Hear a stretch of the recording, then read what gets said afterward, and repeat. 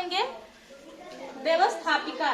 व्यवस्थापिका यानी कि वह अंग जो कि कानून बनाता है ना, कानून बना रहा है। अब आप जान रहे हो कि भारत छोटे छोटे राज्यों में बटा हुआ है, बटा है ना? तो इसीलिए भारत को राज्यों का संघ है, मतलब एक संघ कहते हैं। संघ मतलब संगठन, ठीक है ना? यह भारत राज्यों का क्या है? संघ है। और यह जो भी कानून बनता है, राज्य और केंद्र दोनों मिल करके अपने लिए कानून बनाते हैं। तो व्यवस्थापिका अगर केंद्र में कहेंगे पूरे देश में, तो उसको हम क्या कहेंगे? संसद, ठीक ना? तो यहाँ पे हम संघ सूची के बारे में पढ़ रहे हैं, क्योंकि दोनों मिल करके कानून बनाती है। तो इसीलिए इनको कुछ मेन टॉपिक दे दिया गया है कि कौन पूरे देश के लिए कानून बनाएगा, किस किस विषय पे। और कुछ विषय ऐसे हैं जिसमें सिर्फ राज्य ही कानून बनाएगी अपने राज्य के लिए। हर राज्य का अलग अलग नियम कानून होता है ना, तो उसे हम राज्य सूची का विषय कहेंगे। आज हम पढ़ लेंगे इसको संघ सूची का विषय, ठीक? यानी कि जो कानून बनाने वाला कार्य है पूरे देश के लिए, तो वह संघ सूची कहलाएगा, है ना? और उस कानून को पूरे देश के लोगों को क्या करना है? मानना पड़ेगा, ठीक? तो अब संघ सूची जो कि प्रमुख विषय है या कानून बनाने का काम करता है। जब भी हम चुनाव होता है, आपके यहाँ विधायक और सांसद का चुनाव होता है ना? Yes ma'am. तो जब हम सांसद चुन के भेजते हैं अपने यहाँ के, वो लोग जाते हैं संसद भवन। संसद का नाम सुने है ना? संसद भवन जब जाते हैं तो वह लोग क्या करते हैं? हमारे लिए कानून बनाते हैं, ठीक? और उस कानून पे जितने ज्यादा लोगों को मतलब मुहर हो जाती है, स्वीकृति हो जाती है, तो वह कानून बन के पारित हो जाता है और वह पूरे देश के लोगों को मानना पड़ता है ना? क्योंकि हम लोगों ने उनको चुन के भेजा है। वो जो भी नियम बनाएंगे उसे हमें मानना पड़ेगा जब बहुमत उनका हो जाएगा। तो किस किस चीज पे वो नियम कानून बना सकते हैं? तो संघ सूची में जैसे रेलवे, पूरे देश की रेलवे लाइन के बारे में कोई निर्णय अगर करना है, वह संघ सूची के अंतर्गत आता है, ठीक? अब दूसरा है जल परिवहन। जल परिवहन, जल के रास्ते जो शिप वगैरह चलती हैं, इसके बारे में कोई नियम कानून अगर बनाना है, वह भी संघ सूची या केंद्र सरकार, ठीक है ना? इसको पूरे देश को मानना पड़ेगा। और उसके बाद वायु वाला, वायु परिवहन, तो हवाई जहाज से संबंधित कोई भी नियम कानून पारित होता है तो वह पूरे देश में लागू होगा। अब देखिए राष्ट्रीय राजमार्ग। राष्ट्रीय राजमार्ग पढ़े हैं हम लोग, 8th क्लास में पढ़ेंगे कि हमारे यहाँ कई सारे के रास्ते हैं, राष्ट्रीय राजमार्ग। इनका निर्माण कराना, उनका रख रखाव कराना, उनका टैक्स वसूल, ये सारे नियम कानून कौन बनाएगा? संघ सूची का कार्य है, ये विषय है सारे। और उसके बाद बैंकों से संबंधित जितने भी नियम बनेंगे पूरे देश के लिए, वह भी संघ सूची, ठीक है ना? अब देखिए विदेशी मतलब क्या? विदेशी से हमको कैसा मतलब व्यवहार करना है, विदेशी मामले कि कौन हमारे देश में आए, बिजनेस करे, या फिर हमारे देश से कैसे लोग बाहर जाएं, क्या प्रक्रिया होगी, उसके सारे नियम कानून भी संघ सूची में ही है। उनके लिए जितने भी नियम कानून, आपके गांव से भी तो लोग बाहर जाते होंगे कमाने ना, कोई नियम कानून होता है ना?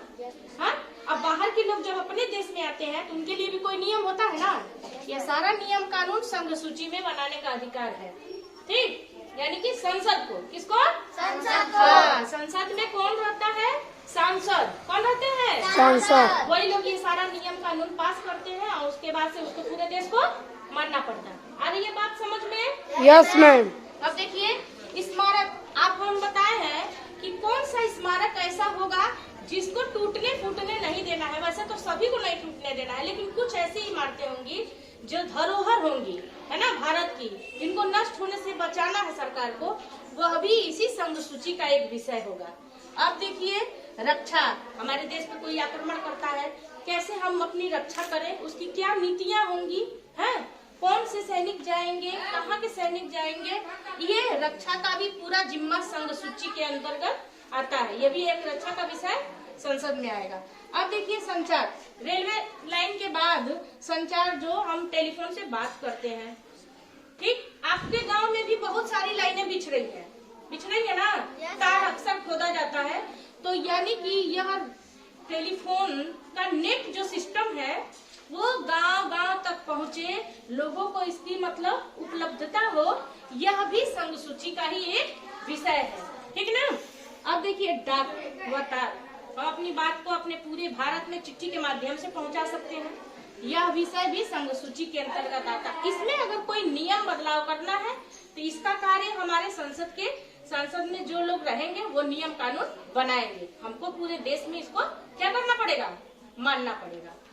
ये लोग विषय बना सकते हैं, इस विषयों पे कानून नियम बना सकते हैं कौन, केंद्र सरकार के जो भी मतलब रहेंगे सांसद, वो इस पे नियम बनाएंगे।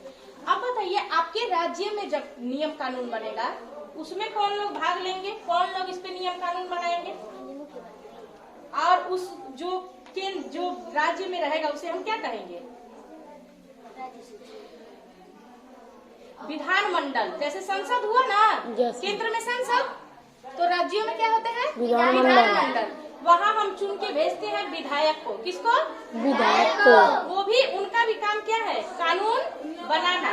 तो सरकार के 3 अंग है, कितने, 3 अंग। पहला है व्यवस्थापिका, जो हम पढ़ रहे हैं, व्यवस्थापिका माने कानून बनाने का काम, ठीक है ना। और उसको लागू कराने का काम कौन, मतलब कानून तो बनाने के लिए कोई भी बनाएगा, लेकिन वो लागू कब होगा, जब मान लो एक कानून बना और उस पे लोगों की सहमति ज्यादा होगी, तब वो कानून बन के तैयार हो जाएगा सबके मानने के लिए, है ना। तो वह कौन होगा, कार्यपालिका। अब फिर उस नियम बनने के बाद जब कोई नहीं मानेगा उसको, तो उसको दंड देने का प्रावधान है, वो उसके लिए तब क्या है, न्यायपालिका। यानी कि संघ में और राज्य में 3 तरह का अंग है जो काम करता है। एक है व्यवस्थापिका, कानून बनाने का काम, दूसरा है कार्यपालिका, कानून को लागू करा दिए, अब तीसरा क्या है, कानून लागू हो गया, कोई नहीं माना तो उसके लिए दंड की व्यवस्था न्यायपालिका, ठीक है ना। तो कार्यपालिका और न्यायपालिका को हमेशा अलग रखा जाता है, ठीक। आप जब राज्यों में विधायक चुन करके भेजते हैं विधानमंडल में, ठीक है ना, हर राज्य का अपना एक विधानमंडल होता है, ध्यान रखिएगा। अपना विधानमंडल कहाँ है, राजधानी कहाँ है, लखनऊ विधानमंडल, ठीक है ना। तो जब हम लोग विधायक चुन के भेजते हैं तो वो लोग क्या करते हैं, विधानमंडल में जाते हैं, वहाँ आपके लिए वो कानून बनाते हैं, ठीक। तो विधानमंडल में जिस भी पार्टी के ज्यादा विधायक रहेंगे, तो अगर उनका बहुमत हो गया, कहेंगे ठीक है ये कानून अच्छा है, इसको लागू होना चाहिए, तो जब ज्यादा बहुमत होगा तो वह कानून लागू हो जाएगा। और जब कम विधायक रहेंगे तो कुछ लोग आपत्ति करेंगे, तो उसमें क्या होगा, वो कानून नहीं हो पाएगा, उसमें अधिक से अधिक बहुमत की जरूरत होती है। और जब जिस भी सरकार की बहुमत रहती है वो लोग कानून बनाते हैं, और वह कानून पूरे राज्य को क्या करना पड़ता है, मानना पड़ता है। हर राज्य का कुछ अपना अलग अलग नियम कानून होता है, समझ में आई बात।